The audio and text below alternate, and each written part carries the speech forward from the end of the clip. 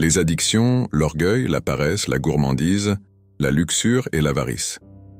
Malheureusement, les vices contrôlent les gens depuis le début des temps. Nous avons tous péché et cédé à ces vices, c'est pourquoi de nombreux penseurs y ont réfléchi tout au long de l'histoire. Les vices nous font agir de manière illogique, nous tentant et rendant difficile la compréhension, tout en nous faisant désirer les besoins humains les plus basiques.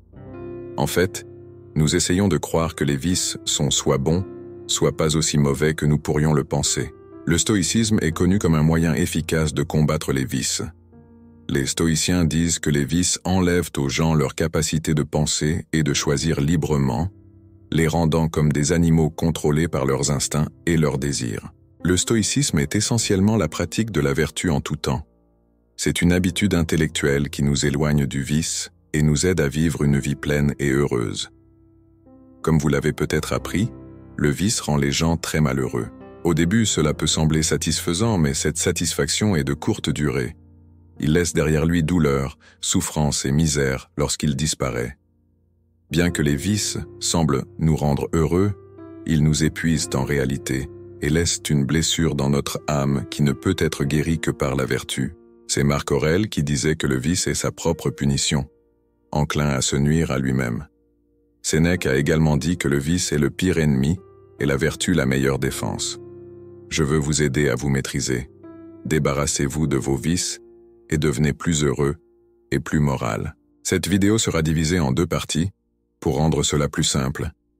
D'abord, je parlerai de ce que signifie un vice pour un stoïcien, et ensuite, je vous donnerai 10 conseils pour combattre le vice par la vertu. Avant de commencer, pensez à donner un like à la vidéo pour aider à diffuser cette idée. Abonnez-vous pour des mises à jour, cliquez sur la cloche pour vous assurer de ne rien manquer. Le stoïcisme dit que le vice est un comportement mauvais et moralement répréhensible, une maladie sociale qui conduit à des désirs irrationnels. Cela rend difficile le jugement, blesse les gens et détruit la paix intérieure. Les gens pensent généralement à la vanité, à la colère, à la peur, à la luxure, à l'avarice, à la gourmandise et aux addictions comme exemple de vices. Marc Aurèle écrit magnifiquement sur ces changements dans l'âme. Il dit que l'ignorance et le manque de maîtrise de soi sont les principaux et pires vices. Lorsque vous vous trompez en ne utilisant pas la vertu de la sagesse, vous finissez par le vice. Il y a 2 façons dont notre compréhension peut aller lorsque nous sommes ivres ou drogués. Soit elle pense que quelque chose est bon alors que c'est en réalité mauvais, soit elle sait ce qui est mauvais. Elle essaie de se persuader que c'est bon. Dans les 2 cas, le résultat est le même. Confusion, expression de l'erreur, rejet de la raison et la liberté de jouir et de désirer des choses par leur nature même. Les impulsions sont égoïstes et irrationnelles, nous abaissant au niveau animal. Céder au vice signifie renoncer à la raison, qui fait de nous des humains, et devenir esclaves de nos passions. Renoncer à la raison nous rend dépendants et faciles à manipuler, car les autres peuvent facilement tirer parti de nos faiblesses. Marc Aurèle a dit que les vices se trouvaient dans l'ère du manque de maîtrise de soi, qui venait après l'erreur de l'ignorance. Cependant, tomber dans les vices ne signifie pas que nous avons fait une erreur que nous ne pouvons pas corriger. Sénèque, d'autre part, a dit que la vertu est le meilleur remède contre le vice. Donc, selon le stoïcisme, il est important de se battre tous les jours, de pratiquer la vertu, d'essayer de devenir plus calme et logique, et d'abandonner progressivement les vices. Cette tâche est difficile, mais elle correspond à l'objectif de trouver le vrai bonheur. Ce ne serait pas aussi incroyable ou précieux si c'était facile d'être complètement heureux. Si vous pensez comme un stoïcien, vous êtes probablement d'accord avec ces pensées. Pourtant, vous pourriez être curieux de savoir ce que vous pouvez faire dès maintenant pour combattre vos vices. À l'intérieur de la 2e partie de cette vidéo, je vous donnerai quelques conseils sur la façon de combattre le pouvoir des vices et de grandir en vertu. Numéro 1. La réflexion et la connaissance de soi. Le processus de battre les vices commence par une profonde réflexion sur soi-même. Un voyage réfléchi à travers le paysage complexe de sa propre âme. C'est un voyage qui nécessite une compréhension profonde de qui vous êtes. Ce n'est pas juste un regard occasionnel à l'intérieur. Il faut un effort conscient pour trouver les côtés cachés de votre personnalité et comprendre les petits défauts, les détails qui rendent les vices attrayants. Plongez dans les profondeurs de votre esprit et découvrez les parties compliquées qui composent votre personnalité. Vous devez examiner attentivement vos sentiments, actions et pensées. Quels sont certains de vos vices qui ont parfois affecté les choix que vous avez faits? Reconnaissez vos faiblesses et affrontez-les de front avec honnêteté. Ce n'est pas un signe de faiblesse de reconnaître ces choses sur vous-même. Au lieu de cela, c'est un signe de votre force et de votre courage. Et c'est une première étape importante vers la liberté face aux vices. Au fur et à mesure que vous en apprenez davantage sur vous-même, vous devrez peut-être faire face à des vérités inconfortables et voir des schémas que vous n'aviez pas remarqués auparavant. Lorsque vous faites de mauvaises choses, qu'est-ce qui vous pousse à les faire? Y a-t-il des sentiments ou des événements extérieurs qui ont provoqué cela? En examinant attentivement, vous vous donnez les outils nécessaires pour construire une solide défense contre les vices qui pourraient essayer de vous piéger. Rappelez-vous que mieux vous connaître est un processus continu. Repasser par ce processus de réflexion encore et encore est important, car se comprendre n'est pas un objectif statique, mais un voyage constant. Acceptez que le paysage de votre monde intérieur change constamment. C'est dans cette compréhension croissante que vous trouverez la force d'affronter et de vaincre vos vices. Numéro 2. Embarquez dans l'odyssée de la vertu.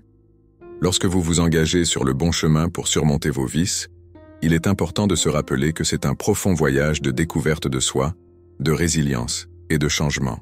Comprendre que le chemin vers la liberté face aux vices n'est pas un sprint ou une promenade de loisirs mais un marathon est le premier pas vers un changement durable.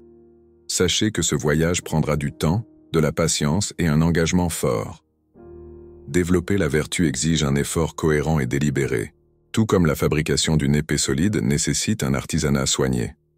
Certaines habitudes sont tellement ancrées qu'elles font partie de qui vous êtes au fil du temps.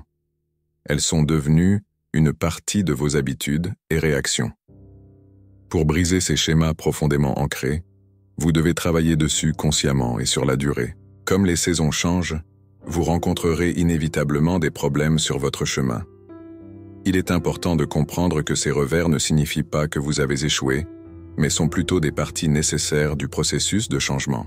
Dans les hauts et les bas de la croissance personnelle, faire des erreurs de temps en temps n'est pas seulement normal, mais peut aussi vous apprendre beaucoup.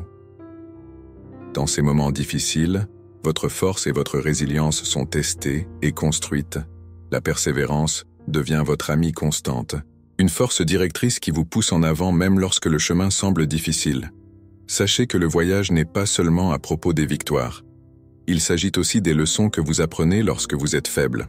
Une force directrice qui vous pousse en avant même lorsque le chemin semble difficile. Sachez que le voyage n'est pas seulement à propos des victoires. Il s'agit aussi des leçons que vous apprenez lorsque vous êtes faible. Acceptez les revers comme des opportunités importantes pour en apprendre davantage sur vous-même. Voyez-les non pas comme des problèmes insurmontables à résoudre, mais comme des étapes vers une plus grande maîtrise de soi. Pensez à ce voyage comme un investissement dans votre propre bien-être et une chance de découvrir l'énorme éventail de possibilités qui existent en vous. Comme un navigateur expérimenté trace un parcours à travers des eaux inexplorées, vous devez également utiliser le courage et la détermination pour trouver votre chemin à travers le paysage complexe de votre esprit. Il leur apparaît que l'odyssée de la vertu n'est pas juste un destin donné, mais un voyage qui les change constamment. Un signe de votre force à long terme. Numéro 3. Sur le chemin confus de la surmontée des vices et de l'établissement d'une connexion profonde avec vos motivations. Trouver le phare de l'objectif devient comme une étoile du Nord, guidant votre navire à travers des mers agitées. Une fois que vous connaissez ce qui vous motive, ces raisons deviennent un phare d'objectif qui éclaire le côté obscur des vices, les plaisirs temporaires. Commencez ce voyage de réflexion en réfléchissant à la question principale. Pourquoi voulez-vous vous débarrasser de ces mauvaises habitudes? Ce qui vous pousse à être bon, c'est ce qui vous maintient engagé à être bon. Ensuite, les comprendre, c'est comme renforcer les fondations d'un château solide contre les attaques du mal. Vos raisons peuvent être aussi différentes les unes des autres que les étoiles dans le ciel nocturne, que ce soit un désir de bonheur durable, un engagement envers la croissance personnelle ou le but de créer des liens profonds avec d'autres personnes. Chacune de vos motivations uniques est une source de force. Lorsque vous êtes confronté à des défis et des tentations et que vous êtes tenté par des plaisirs à court terme, ces motivations restent fermes et vous rappelle le but plus grand qui va au-delà des plaisirs temporaires des vices. Il est très important d'intérioriser profondément ces raisons pour lesquelles vous faites ce que vous faites. Cela vous aidera à vous sentir plus fort lorsque les choses deviennent difficiles. Vous pourriez vouloir écrire un manifeste personnel, qui est une liste de vos objectifs et des raisons profondes pour lesquelles vous voulez être bon. Ce recueil écrit sert de rappel physique pendant les moments de faiblesse, vous reliant à des convictions profondes plus fortes que l'attrait de la gratification instantanée. Acceptez vos motivations comme les gardiens de votre vertu, réalisant que la recherche d'une vie longue, le bonheur durable, vaut bien plus que les plaisirs à court terme que les vices offrent dans votre voyage. Ces raisons vous donnent un sens du but et de la force, vous menant vers les rivages du bonheur durable, au lieu des eaux dangereuses du plaisir à court terme. Numéro 4. Vous devez fixer des objectifs atteignables alors que vous vous frayez un chemin vers la vertu. Définir des objectifs clairs est une partie importante de la poursuite de quelque chose, car cela vous donne un but et une direction. Fixer des objectifs atteignables, c'est comme élaborer un plan pour naviguer à travers des eaux inconnues. Il faut une navigation soignée et délibérée pour atteindre les rivages de la vertu. Commencez par réfléchir à la grande image de vos bonnes intentions. À quoi ressemble l'atteinte du point de la vertu pour vous? Quelle partie spécifique de votre personnalité et de votre comportement voulez-vous changer? En essayant de répondre à ces questions, fixez des objectifs spécifiques et atteignables qui défieront à la fois vos habitudes actuelles et resteront dans votre zone de confort. Reconnaître la difficulté de la tâche est une partie importante de la fixation d'objectifs atteignables. Ce n'est pas facile de se débarrasser des mauvaises habitudes. Cela nécessite un effort coordonné, un dévouement au progrès et une conscience que le changement se produit progressivement. Pensez à vos objectifs comme à des marches. Chacune vous rapproche du plus haut niveau de vertu. Ces objectifs devraient être comme des phares qui vous aident à trouver votre chemin à travers les eaux agitées du changement personnel. Vous devez vous pousser, mais n'oubliez pas de garder une dose saine de réalité en tête. Des actions attendues irréalistes peuvent vous rendre en colère et affaiblir les fondations de votre voyage. Gardez à l'esprit que le voyage est un marathon, pas un sprint, et vos objectifs devraient refléter cela pour faire de progrès vers ces objectifs. Divisez le grand objectif d'être bon en étapes plus petites et plus gérables. Célébrez chaque succès, peu importe sa taille, car cela signifie que vous progressez. Cette approche étape par étape offre non seulement un sentiment d'accomplissement, mais assure également que la poursuite de la vertu reste une activité valable. Lorsque vous fixez ces objectifs, réfléchissez à la façon dont votre propre voyage sera différent de celui des autres.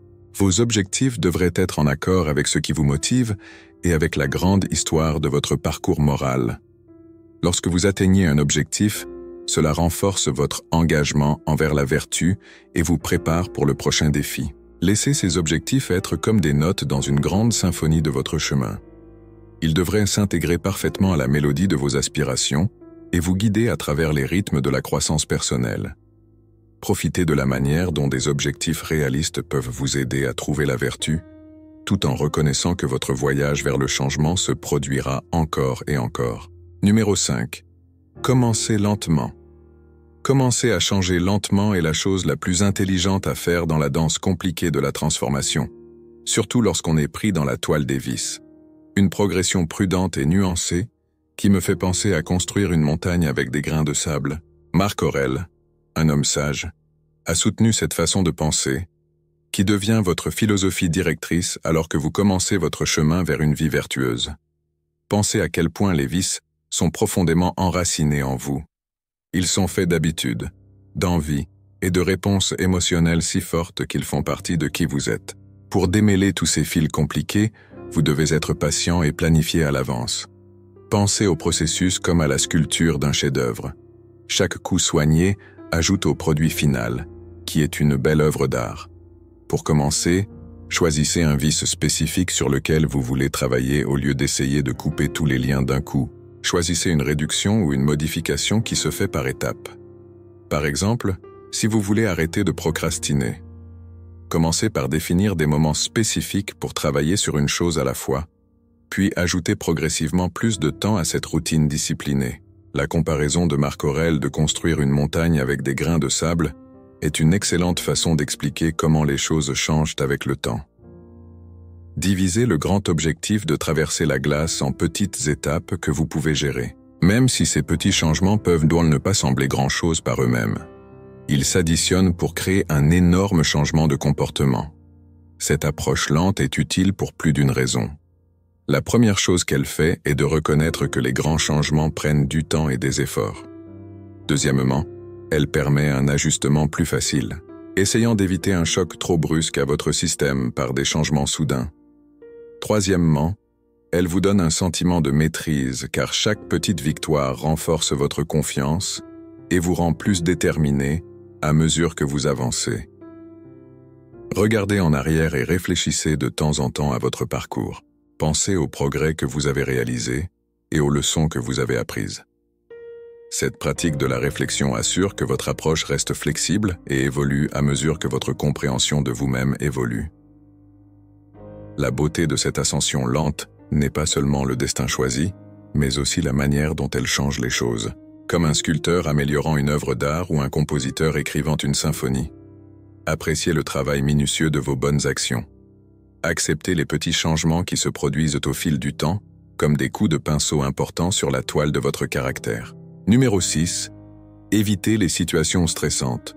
En ce qui concerne la vie vertueuse, l'architecture de votre environnement est très importante pour vous empêcher de céder aux appels des vices. Vous pouvez éviter les situations qui pourraient la conduire à une rechute en changeant vos habitudes et les lieux où vous passez du temps. Lorsque vous effectuez ce recalibrage stratégique avec courage et détermination, cela devient une partie clé de votre lutte contre l'appel sirène des tentations. Reconnaissez que les lieux où vous vivez et les habitudes que vous y avez ne sont pas seulement un arrière-plan. Ils façonnent activement votre comportement. Commencez le processus de changement en réfléchissant aux lieux ou situations qui ont historiquement alimenté vos vices. Identifiez ces déclencheurs avec une honnêteté complète. Que ce soit le fait d'être seul tard dans la nuit, qui mène à de mauvaises habitudes, ou certains groupes de personnes qui renforcent la tentation. Une fois que vous savez ce que c'est, trouvez le courage d'apporter des changements volontaires. Vous pourriez vouloir changer votre routine quotidienne pour éviter ou atténuer ces situations à haut risque.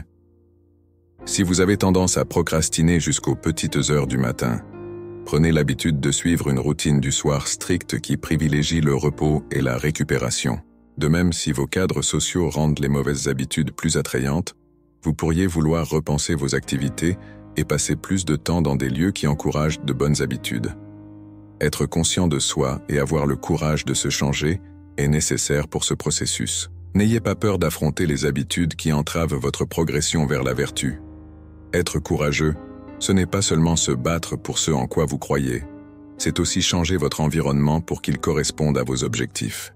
Construisez des lieux qui sont de solides défenses contre la tentation. Créez délibérément des lieux qui encouragent de bonnes habitudes et empêchent les mauvaises de prendre le dessus. Si vous voulez être plus concentré au travail ou plus calme chez vous, pensez à votre environnement comme à des toiles blanches qui attendent d'être peintes avec les vertus d'une vie meilleure. Souvenez-vous que ce voyage de changement exige que vous soyez flexible. Soyez prêt à changer votre environnement à mesure que vous en apprenez davantage sur votre évolution. Relevez le défi comme une chance d'être créatif. Chaque changement que vous apportez sera comme un coup de pinceau qui ajoute au chef-d'œuvre de votre bonne vie. Numéro 7. Faire le choix de s'éloigner des personnes qui promeuvent le vice devient un point de repère clé dans le chemin compliqué d'une vie vertueuse. Se soucier réellement de quelqu'un va au-delà du simple fait d'être là pour eux. Cela signifie que vous souhaitez réellement leur bien-être. Prendre conscience que les personnes qui promeuvent les vices pourraient bloquer votre chemin vers le véritable bonheur est un pas courageux vers la construction d'une vie basée sur la vertu. Commencez par regarder honnêtement votre cercle social.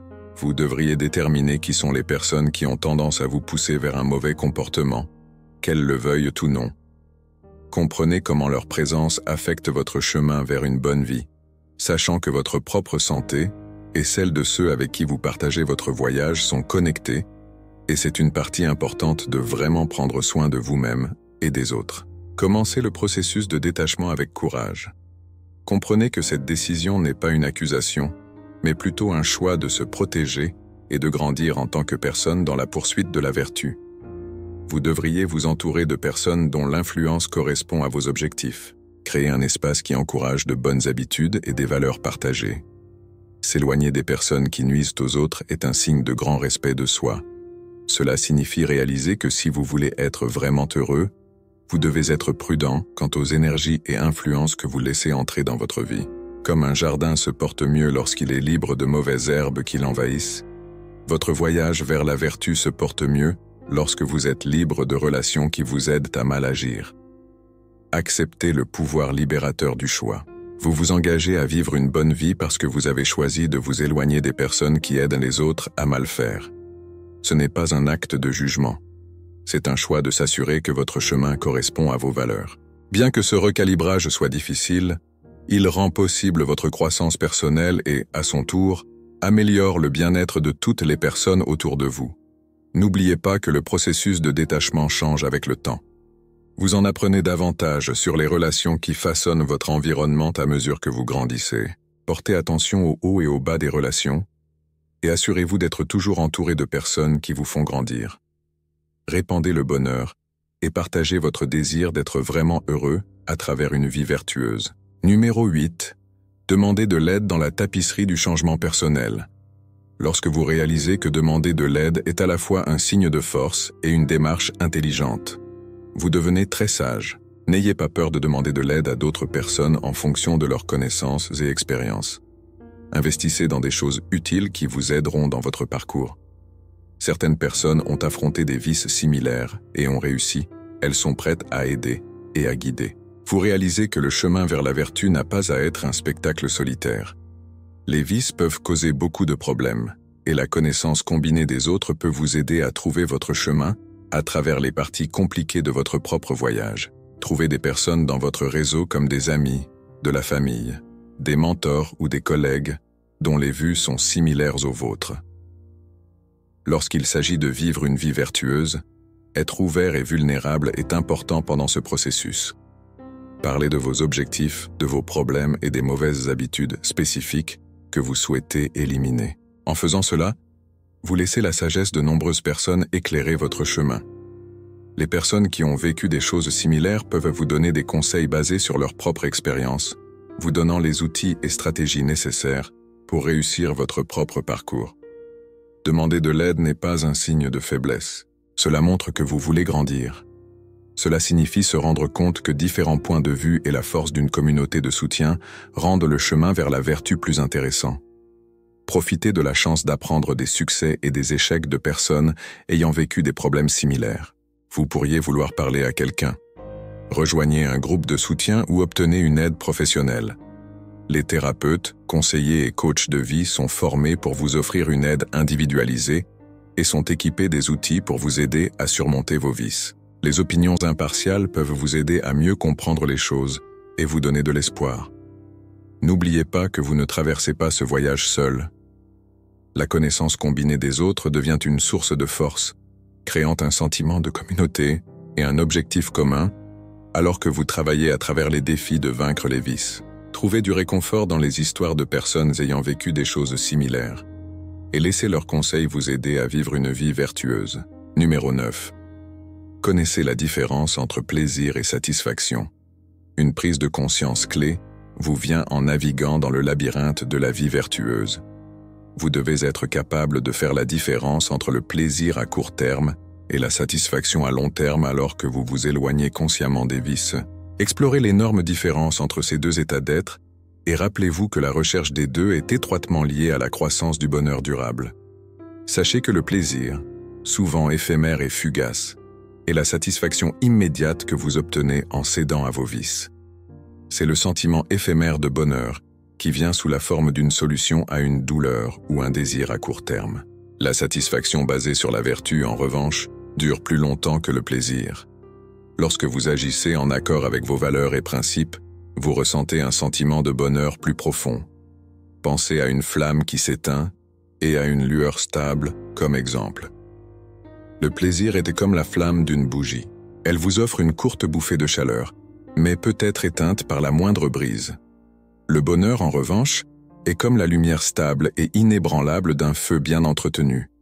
Il vous garde au chaud et éclairé, Alors que vous vous éloignez des vices, pensez au moment dans le passé où un plaisir à court terme a peut-être caché un désir plus profond de bonheur à long terme. Comprenez que poursuivre la vertu nécessite un changement de paradigme, un choix de privilégier la satisfaction à long terme qui découle d'une vie vertueuse devant l'attrait temporaire des vices. Pratiquez la pleine conscience dans les choix que vous faites chaque jour, en réfléchissant à savoir si une action est motivée par le désir de plaisir à court terme ou de satisfaction à long terme. Cette pratique de la réflexion peut vous aider à prendre des décisions bonnes pour votre santé et votre bonheur à long terme. Prenez en compte que le chemin vers le bonheur à long terme n'est pas exempt de problèmes. Il nécessite de la persévérance, de la patience et un fort dévouement aux principes moraux. D'un autre côté, les avantages sont énormes. Une vie pleine de sens, de but et un profond sentiment de satisfaction. Numéro 10. Réfléchissez au mal qui peut se produire dans le lieu tranquille d'une vie vertueuse. Il y a un profond moment de prise de conscience, un moment qui vous fait réfléchir sur le mal que vous faites lorsque vous cédez à vos vices. Explorez l'idée que les vices sont comme des courants rugueux dans un grand océan. Ils créent un tourbillon dans le courant sous-jacent qui vous piège et envoie des ondulations qui affectent la vie des autres. Lorsque quelqu'un choisit la vertu, il commence un bon voyage pour le bien commun. Réalisez que des décisions moralement saines peuvent changer les choses en mieux. Pour commencer ce voyage de réflexion, vous devriez reconnaître que les vices blessent les gens de nombreuses manières différentes. Pensez à la façon dont cela affecte votre santé, comment cela vous empêche de grandir en tant que personne, comment cela vous empêche d'être vraiment heureux, et comment cela détruit lentement votre caractère. En même temps, pensez à la façon dont vos actions pourraient affecter vos amis, votre famille, et la communauté dans son ensemble. Pensez aux vices comme à des fils dans une tapisserie qui racontent une histoire de douleur et de lutte. Soyez conscient qu'une fois que le tourbillon des vices commence à bouger, il peut entraîner tout le monde dans ses courants sévères. Cette prise de conscience est comme un appel clair. Elle nous dit de nous élever au-dessus du courant et d'essayer de vivre une bonne vie. Acceptez l'idée que choisir la vertu n'est pas seulement quelque chose que vous faites par vous-même, mais quelque chose que tout le monde fait ensemble pour le bien commun. Chaque choix de s'éloigner des mauvaises choses est comme une ondulation, une bonne force qui lutte contre les courants de discorde.